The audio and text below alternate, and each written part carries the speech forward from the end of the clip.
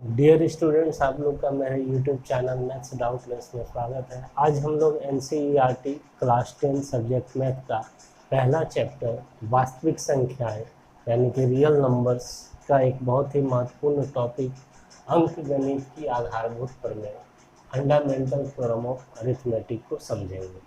इसे प्रमेय 1.2 भी बोला गया है एनसीईआरटी के बुक में।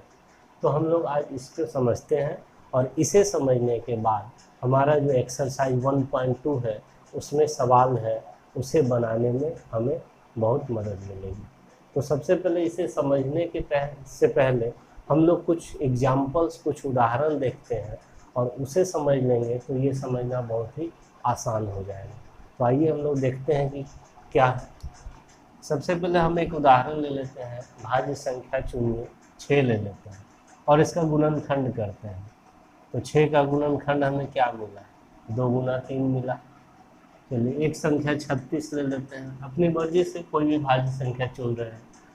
तो 3 से 2 से पहले लग जाएगा ये 18 बार में, फिर 2 से 9 बार में, फिर 3 से 3 बार में। तो 36 बराबर 2 गुने 2 गुने 3 गुने 3, यानी कि 2 का स्क्वायर गुना 3 का स्क्वायर लिख सकते हैं। एक कोई और संख्या ले लीजिए, 105 ले लेते हैं, इसका गुणनखंड करते हैं। 3 से 3 किया 9 बच गया 1, 3 5 15, फिर 5 7 35। तो 105 बराबर 3 गुने 5 गुने 7। इन सब में हमें एक कॉमन क्या चीज़ मिला, देखिए ध्यान से, कि प्रत्येक भाज्य संख्या का अगर गुणनखंड किया गया है तो उसके गुणनखंड में हमें अभाज्य संख्या मिला है। 2 और 3 कैसा संख्या है? अभाज्य संख्या है। यहाँ भी 2 और 3 कैसा संख्या है? अभाज्य संख्या है। यहाँ भी 3, 5 और 7 तीनों कैसा संख्या है? अभाज्य संख्या। तो इससे एक निष्कर्ष पे हम लोग पहुँचे कि किसी भी भाज्य संख्या को अभाज्य संख्याओं के गुणनखंड के रूप में व्यक्त किया जा सकता है। कोई भी भाज्य संख्या ले लें तो और उसका गुणनखंड करें तो हम उसे अभाज्य संख्याओं के गुणनखंड के रूप में लिख सकते हैं। और साथ ही साथ एक बात ये भी कि वो जो गुणनखंड होता है वो अद्वितीय होता है। अद्वितीय का मतलब ये होता है कि यूनिक, यानी उसके अलावा और कोई दूसरा गुणनखंड नहीं हो सकता उस संख्या। जैसे 6 का गुणनखंड किए हैं हम लोग तो 2 गुना 3 ही होगा, ठीक है। अब इसके अलावा और कोई संख्या यहाँ नया नहीं आ सकता है।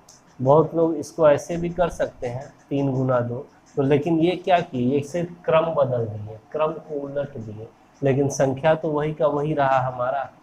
तो इस तरह से अब हम लोग यहाँ पे समझते हैं क्या बोला गया है अंकगणित के आधारभूत प्रमेय में, कि प्रत्येक भाज्य संख्या को अभाज्य संख्याओं के एक गुणनफल के रूप में व्यक्त या गुणनखंडित किया जा सकता है। हम लोगों ने भी देखा कि प्रत्येक भाज्य संख्या को एक अभाज्य संख्या के गुणनखंड के रूप में गुणनखंडित किया जा सकता है, तथा यह गुणनखंड अभाज्य गुणनखंडों के आने वाले क्रम के बिना अद्वितीय होता है।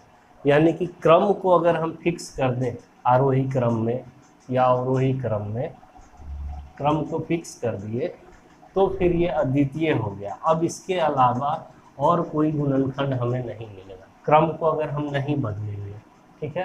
तो क्रम जब नहीं बदलेंगे, छोटा से बड़ा की ओर सजा दिए, तो अब इसके अलावा और कोई गुणनखंड मिलेगा क्या 105 का? नहीं, क्योंकि उसका एक ही गुणनखंड है 3 गुना 5 गुना 7। इसका भी क्रम को नहीं बदले इधर उधर तो ये अद्वितीय है।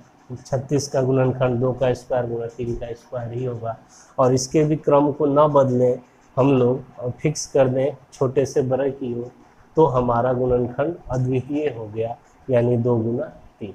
तो बस यही है हमारा फंडामेंटल थ्योरम ऑफ अरिथमेटिक यानी अंकगणित की आधारभूत प्रमेय। आशा है कि आप लोग को अच्छे तरीके से समझ में आ गया होगा। अगर समझ में आ गया होगा तो लाइक करें, कमेंट करें और शेयर करें।